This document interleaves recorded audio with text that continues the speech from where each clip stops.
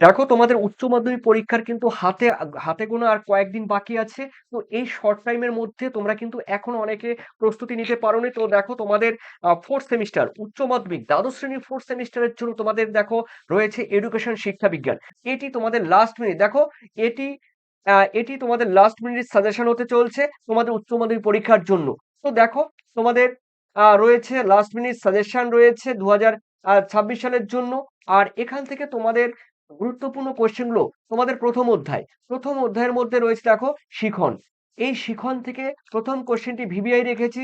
প্রথম কোশ্চেন রয়েছে শিক্ষার সঙ্গে দেখো শিখনের সম্পর্ক কি, শিখনের স্বরূপ বা প্রকৃতিগুলো বিস্তারিতভাবে আলোচনা করো। এই কোশ্চেনটি কিন্তু তোমাদের খুবই গুরুত্বপূর্ণ একটি কোশ্চেন। তারপরে রয়েছে দেখো তোমাদের ট্রিপল স্টার রয়েছে দেখো স্পিয়ারম্যানের দ্বি উপাদান তত্ত্বটি তোমাদের ব্যাখ্যা করতে হবে। ঠিক আছে। আর রয়েছে দেখো পরের কোশ্চেন, পরিণমন কাকে বলে, পরিণমনের বৈশিষ্ট্য এবং শিক্ষা ক্ষেত্রে এই পরিণমনের গুরুত্বগুলো আলোচনা করো।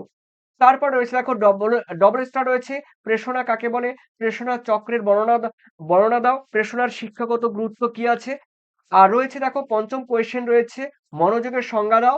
আবার সেই সঙ্গে মনোযোগের নির্ধারকগুলি তোমাদের ব্যাখ্যা করতে হবে।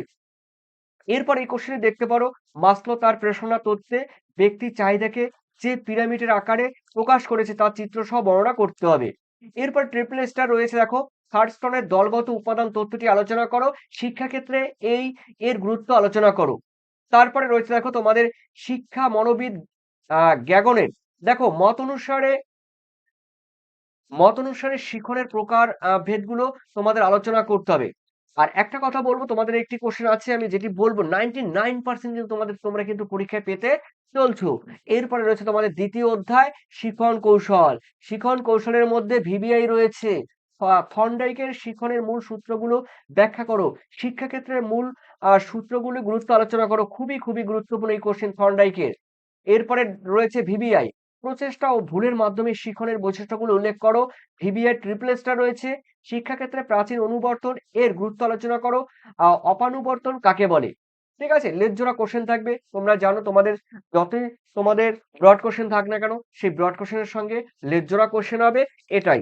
ঠিক আছে। তো এরপরে রয়েছে তোমাদের 4 নম্বরের কোশ্চেন রয়েছে দেখো স্কিনারের সক্রিয় অনুবর্তন তত্ত্বের প্রক্রিয়াটি বর্ণনা করো। অথবা কোশ্চেনটি ঘুরিয়ে দিতে পারে শিখনের কৌশল হিসাবে কিনার বক বক মানে বক্স মানে বাক্স। ঠিক আছে, বক্স বক্স কিংবা বাক্স কি, সংক্ষেপে স্কিনারের বক্সের দেখো পরীক্ষাটি বর্ণনা করো। এরপরে রয়েছে তোমাদের 5 নম্বরের কোয়েশ্চেন মানে দাগ নম্বর 5, সক্রিয় অনুবর্তন বা অপারেন্ট অনুবর্তনের বৈশিষ্ট্যগুলো ব্যাখ্যা করো, শিক্ষাক্ষেত্রে এর কোনো গুরুত্ব আছে কি নেই ব্যাখ্যা করতে হবে। এরপরে রয়েছে দেখো তোমাদের অন্তর্দৃষ্টি কাকে বলে, অন্তর্দৃষ্টিমূলক শিক্ষণের মৌলিক প্রক্রিয়াগুলো লেখো। অন্তর্দৃষ্টিমূলক শিখন সম্পর্কিত কোহলারের দেখো এই কোহলারের শিল্পাঞ্জির উপরে যে পরীক্ষা করেছিল সেই পরীক্ষাটি বর্ণনা করতে হবে। এরপর রয়েছে দেখো ভাই গডক্সির দেখো শিখন কৌশল বিশ্লেষণ করো। আর রয়েছে সঙ্গে বান্দুরার শিখন কৌশলের সম্পর্কে বিস্তারিতভাবে ব্যাখ্যা করো। তৃতীয় অধ্যায় বুদ্ধি আর সৃজনশীলতা এবং ব্যক্তিত্ব। দেখো প্রথম কোশ্চেন ট্রিপল স্টার রেখেছি বুদ্ধি কাকে বলে, এর বৈশিষ্ট্য লেখো, বুদ্ধি সম্পর্কিত মতবাদগুলি উল্লেখ করো। তারপরে এসে দেখো তোমার বুদ্ধির কাজ কি, বুদ্ধির প্রকারভেদ বা ক্লাসিফিকেশন গুলো উল্লেখ করতে হবে। বুদ্ধির শিক্ষাগত তাৎপর্য বা মানসিক ক্ষমতার ভূমিকা লিখতে হবে। এরপরে এসে দেখো তোমাদের 3 নম্বর কোয়েশ্চেন ব্যক্তিত্ব গঠনের জিনগত ও পরিবেশগত উপাদানগুলির ভূমিকা উল্লেখ করতে হবে। ট্রিপল স্টার দেখো ব্যক্তিত্বের উপাদানগুলি উল্লেখ করো, শিক্ষার্থীদের ব্যক্তিত্ব গঠনে শিক্ষকের ভূমিকা কি। তারপর রয়েছে তোমাদের দেখো চতুর্থ অধ্যায় মানসিক স্বাস্থ্য এবং সুস্থতা। কি রয়েছে দেখো তোমাদের রয়েছে রয়েছে ভিবিআই উত্তম মানসিক স্বাস্থ্য গঠনে শিক্ষকের ভূমিকা উল্লেখ করো। দেখো একজন শিক্ষক হিসাবে যে সমস্ত তোমাদের স্কুল বলো তোমাদের ক্লাস বলো প্রত্যেকটি কলেজেই যেই শিক্ষার্থীরা রয়েছে তোমাদের উত্তম বা ভালো মন মানসিকতার বা মানসিক স্বাস্থ্য গঠনে একজন শিক্ষকের কি ভূমিকা হতে পারে এবং উত্তম মানসিক স্বাস্থ্য লক্ষণগুলি উল্লেখ করতে হবে।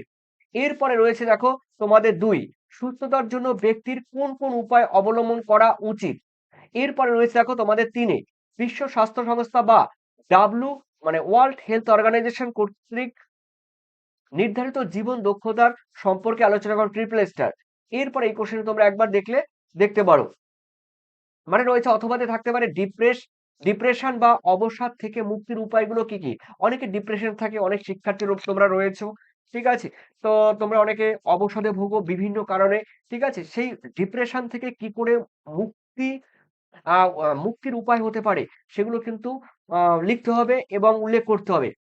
এরপরে রয়েছে ট্রিপল স্টার, শিক্ষার্থীর আচরণগত সমস্যা প্রতিকারে শিক্ষকের ভূমিকা আলোচনা করতে হবে।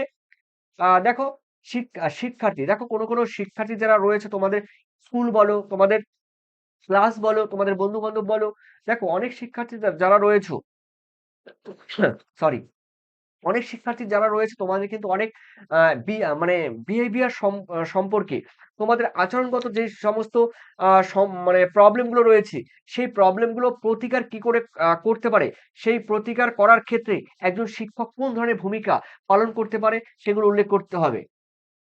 মানে শিক্ষকের ভূমিকা উল্লেখ করতে হবে। এরপরে রয়েছে দেখো মাইন্ডফুল কেস। দেখো এই মাইন্ডফুলনেস হবে এখানে। দেখো মাইন্ডফুলনেস দেখো বা মননশীলতা বলতে কি বোঝো? আর মনস্তাত্ত্বিক সুস্থতা বৃদ্ধির কৌশল হিসেবে মাইন্ডফুলনেস এর ভূমিকা উল্লেখ করতে হবে। এরপরে রয়েছে দেখো তোমাদের মেডিটেশন বা ধ্যান কি? তোমরা জানো মেডিটেশন বা ধ্যান সুস্থতার ক্ষেত্রে এই ধ্যানের ভূমিকা কি রয়েছে? এরপরে রয়েছে দেখো তোমাদের ৪ এ কার্যকর যোগাযোগ বলতে কি বোঝায়? আর কার্যকর যোগাযোগের মূল বৈশিষ্ট্যগুলো উল্লেখ করো। পঞ্চম অধ্যায় এবং ভিভিআই। দেখো ১ম কোশ্চেন এই যে ১ম কোশ্চেনে 99% কিন্তু আসবে। VVI triple star. শিক্ষা প্রযুক্তিবিদ্যা কাকে বলে? শিক্ষা প্রযুক্তিবিদ্যার যেকোনো ৪ টি সুবিধা বা প্রয়োজনীয়তা তোমাদের সংক্ষেপে উল্লেখ করতে হবে। আর বলে দিচ্ছি দেখো বর্তমানে শিক্ষা কিন্তু প্রযুক্তির উপর দাঁড়িয়ে। শুধু শিক্ষক হলেই হবে না। শিক্ষকের সঙ্গে কিন্তু বিভিন্ন প্রয়োজনীয় যে উপকরণগুলো রয়েছে সেগুলো ব্যবহার করতে হবে। রয়েছে দেখো কম্পিউটার ব্যবহার করতে হবে শিক্ষাক্ষেত্রে।